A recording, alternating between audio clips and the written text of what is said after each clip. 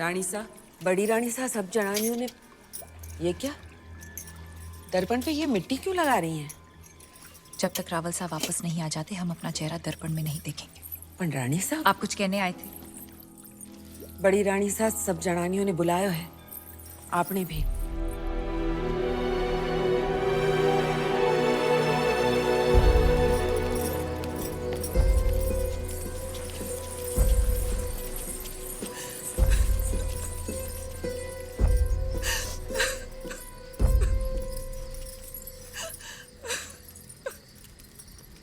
आपने हमें बुलाया?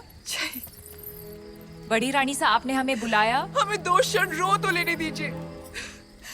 ना आप राजगुरु को देश निकाला देती, ना अलाउद्दीन से जा मिलते, और ना इस सूर्यवंशी चित्तौड़ पर यह ग्रहण लगता।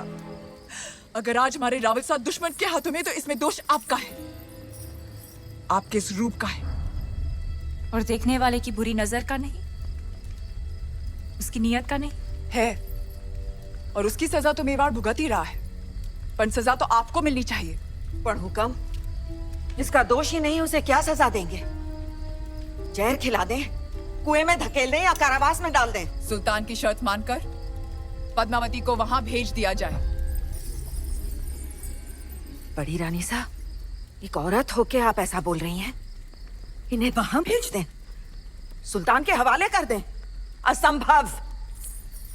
अगर ऐसा ना हुआ तो ना रावल सा रहेंगे, ना मेवाड़। बड़ी रानी सा, जो ऐसो बुरो बखत आ भी गयो, तो चित्तौड़ की एक एक औरत अपने आत्मसम्मान के लिए कूद जावेगी आग में, जौहर करेगी।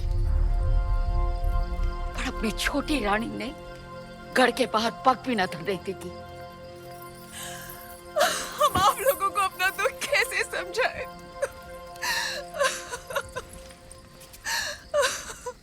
हम वहां जाएंगे। ये आप क्या कह रही हैं रानी सा?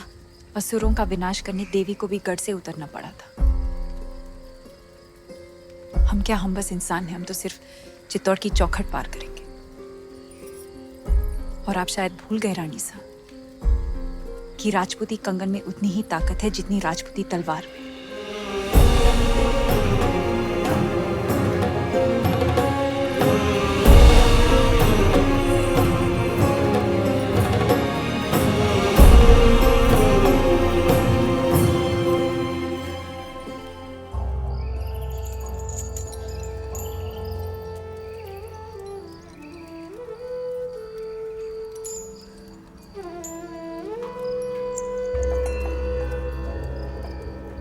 हुकुम, कहा था हमने मेवाड़ को घुटने टेकने पर विवश कर देंगे। आपका दुख समझते हैं हम, इसीलिए तो बांसुरी बजा रहे थे। राग यमन, कहिए, दुख कुछ कम हुआ आपका? कैसे होगा? पहले आपके संगीत से चंदन की सुगंध आती थी, और अब दुर्गंध, गुलामी की दुर्गंध आती है। सर से पगड़ी उतर गई पर अहंकार नहीं उतरा अभी तक। वो तो शत्रु के सर के साथ ही उतरेगा। असंभव है। इस समय तो आपकी कुंडली में शनि मंगल दोनों वक्र हैं, और उस पर राघव चेतन का चक्र है। सुल्तान के सामने सर तो झुकाना ही पड़ेगा। बजाइए यमन।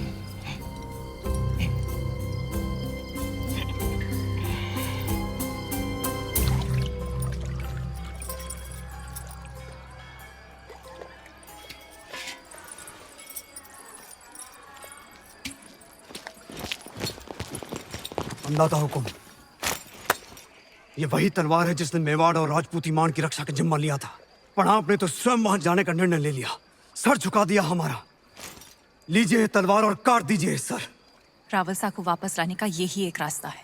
क्या हम सब में इतनी ताकत नहीं कि अपने हुक्म को वापस ला सके? या फिर आपको हमारी तलवार पे भरोसा नहीं रहा? भरोसा है, पर हर युद्ध केवल तलवार से नहीं जीतना जाता। इस बार युद्ध नीति से जीतना होगा। हमारी तलवार। भेज दीजिए संदेशा सुल्तान को। हम आपकी बात से सहमत नहीं।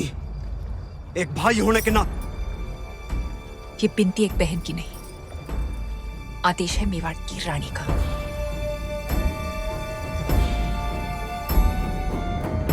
मेवाड़ के महारावल की सलामती के लिए रानी पद्मावती यहाँ आने को तैयार हैं।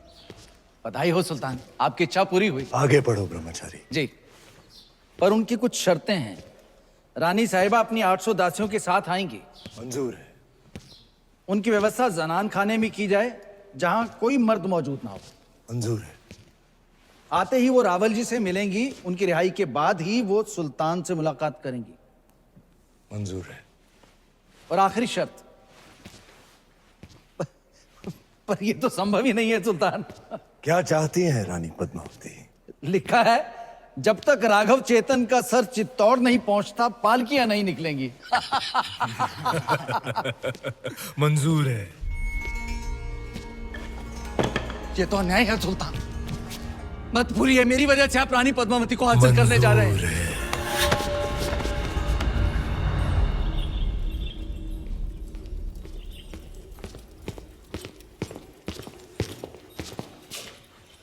अंदाता हुकुम। क्या हुआ गोरा सिंह जी? खिलजियों से आपके संदेशे का उत्तर आया है। अलाउद्दीन ने आपकी सभी शर्तों को स्वीकार कर लिया है और साथ ही ये भेंट भेजी है।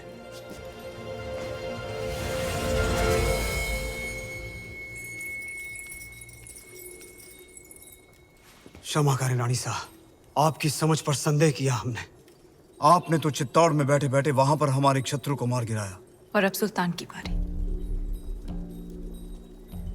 पर आपके साथ के बिना ये संभव नहीं। सौगंध है एकलिंग जी की, अब से गोरा, बादल और मेवाड़ के हर राजपूत की तलवार आप रे आदेश पर चलेगी। तो पालकियां तैयार कीजिए, हम कल ही जाएंगे। हुक्म। बहुत दिनों से रावल साहब का चेहरा नहीं देखा।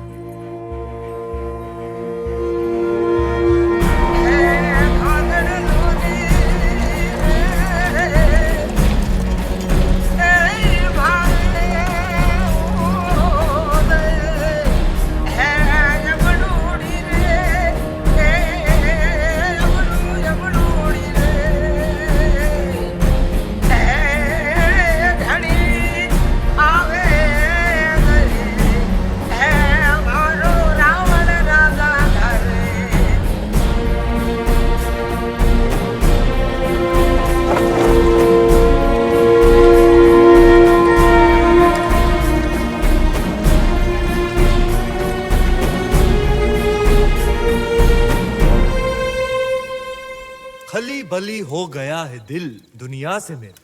खली बली हो गया है दिल दुनिया से मेरा। जब से पहना है मैंने ये इश्क के सेहरा। बहुत खूब। अब गौर फरमाइएगा खुसरो साहब।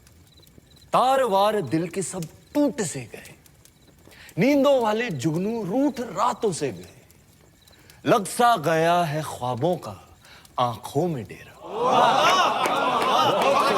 माशाअल्लाह, बहुत खूब। अब ये देखिए, दुनिया के सबसे अजीम फनकार अमीर खुसरो साहब ने हमारी शायरी की दाद दी, लेकिन इताद खान को पसंद नहीं आई। सुल्तान, ऐसी शायरी से हमारा कोई ताल्लुक नहीं। क्योंकि इश्क से तुम्हारा कोई ताल्लुक नहीं, तुम शायर नहीं कायर हो।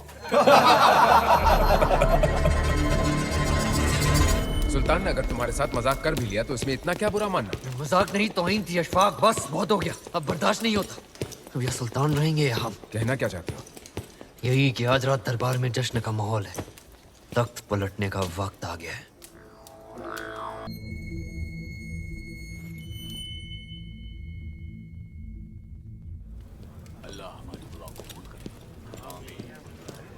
हकीम साहब, अब सुल्तान की हालत कैसी है? अभी भी बेहोश हैं। तीर जहरीले थे, लेकिन अल्लाह का शुक्र है कि सांसें अभी भी चल रही हैं।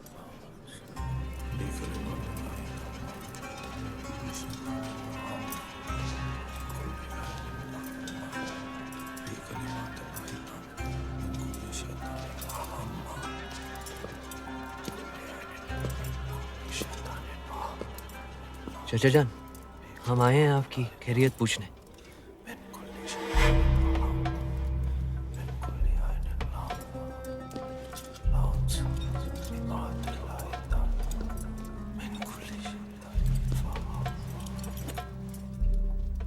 आपने सल्तनत को हासिल करने के लिए अपने चचा जान का कत्ल किया और हमने अपने चचा जान का।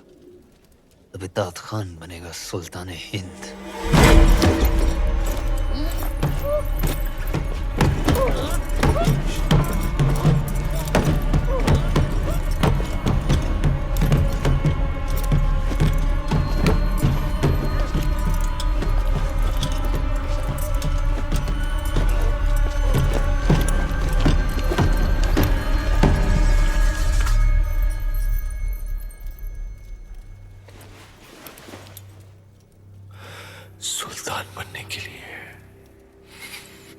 गर्दन और इरादे दोनों मजबूत होने चाहिए।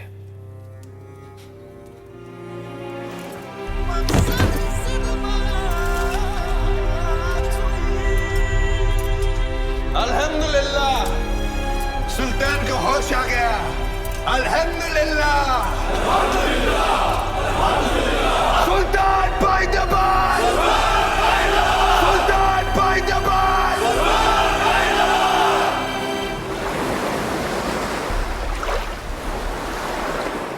अंदाजा हुकुम, पाड़गिया निकलने को तैयार है। आज रात तक हमें कल सुबह जब खिलजियों के सारे सैनिक नमाज पढ़ रहे होंगे तब रावलसा तक पहुंचना आसान होगा। ये आप क्या कर रही हैं रानी साहब? खिलजी दुर्ग का नक्शा। जब राजपूत केसरिया बाना पहनता है तो दुश्मन का आंगन लाल हो जाता है।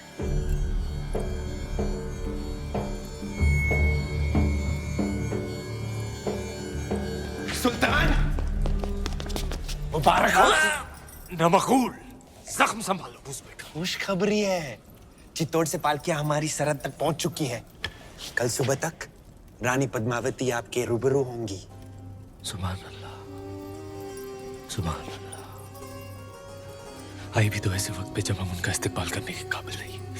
इत्मीनान रखिए सुल्तान, मैं खुद उन्हें आप तक पहुंचाता हूँ शान और शौकत के साथ। नहीं, आप नहीं। सुल्तान की गैर मौजूदगी में हम उनका इस्तेमाल करेंगे, आप नहीं।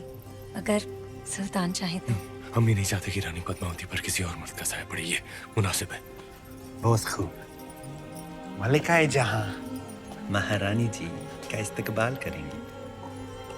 वाह।